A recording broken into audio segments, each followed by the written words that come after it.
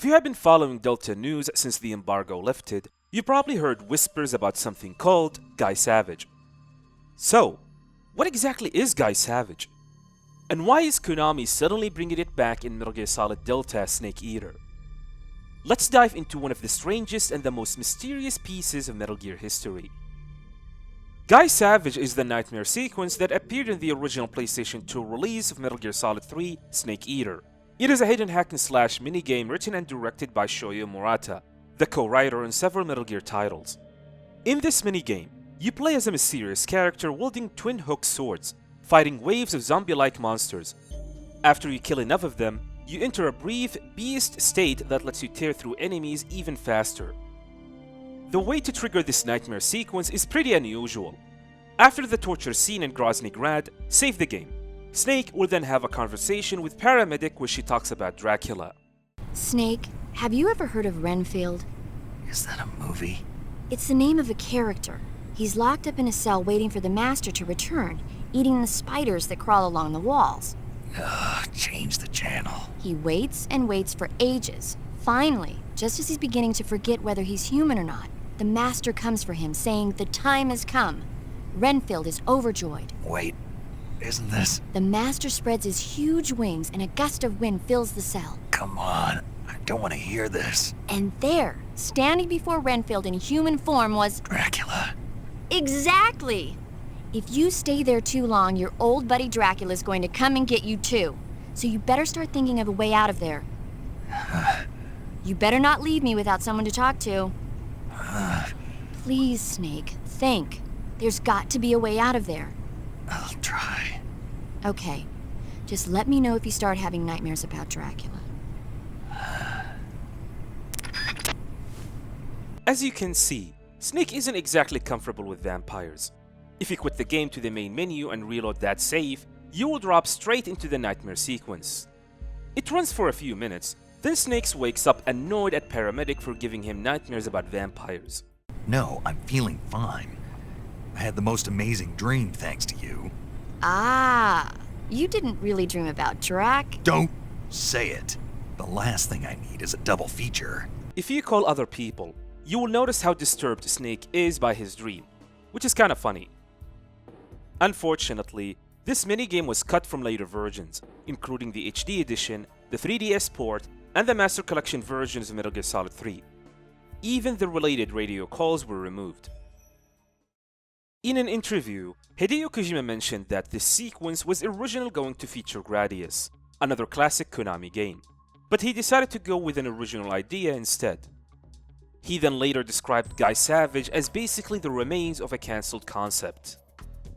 Over the years, fans speculated that Guy Savage might have come from an abandoned zone of the Enders 3 project, codenamed Anubis 2. There were even rumors that Konami considered spinning Guy Savage off into a full standalone game, but those plans never happened. On one of my streams a long time ago, I mentioned that if Konami ever brought this back, the smartest move would be to use it as a stealth teaser for another Konami IP, like Castlevania. The themes line up perfectly. Vampires, gothic horror, Dracula, you get the idea. And there's a reason to think this could happen. Reports going back to 2022 suggested that a new AAA Castlevania game was in development. And earlier this year, more rumors spread that Konami might announce it soon.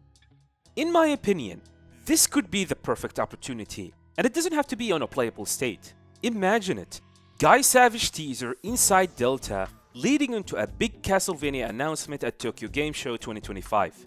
That would be a very genius marketing move from Konami.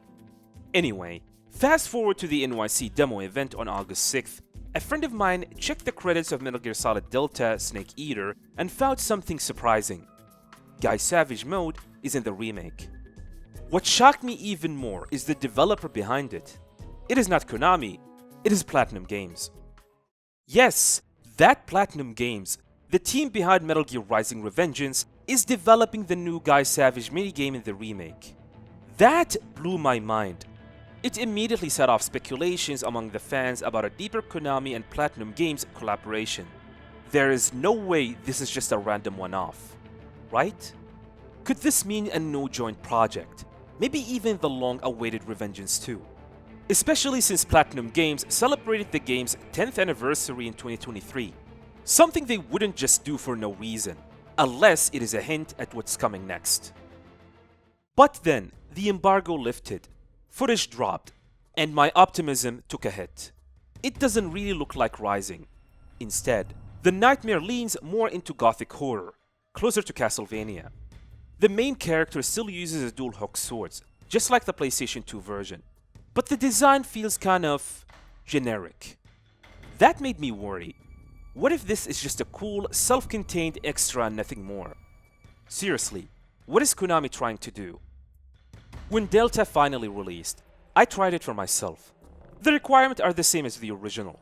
Save after the torture scene, quit, reload, and it begins. After finishing it once, it becomes permanently unlocked in the main menu. And honestly, the gameplay is great, but man, there's something about it that makes me depressed. I don't want to jump to conclusions because there's still a little clarity on the Platinum collaboration. But from what I have played, this game looks and plays amazing. And trust me, I am not even a big fan of hack and slash games, so that should tell you something. However, the generic design of the main character just doesn't feel right to me, which sent off the message to me that this is just nothing but one and done project. But I'm going to try to be as optimistic as possible. I am hoping the Guy Savage remake is some sort of a bigger upcoming collaboration with PlatinumGames to develop the next Castlevania game. However, something within me telling me it is not it. Recent reports suggest that the new Castlevania is being handled internally at Konami's new Osaka studio. So unless something changed, this might just be one-off cameo. So what's really going on, Konami? Is this a teaser, or just a fun deep cut for longtime fans? Either way, Tokyo Game Show 2025 runs from September 25th to 28th, and if Konami is going to announce anything major, that's the place to do it. So, what do you think? Is Guy Savage the breadcrumb for something bigger? Or has it always been just a self-contained project? Let me know in the comments below. Thank you for watching, and have a nice day.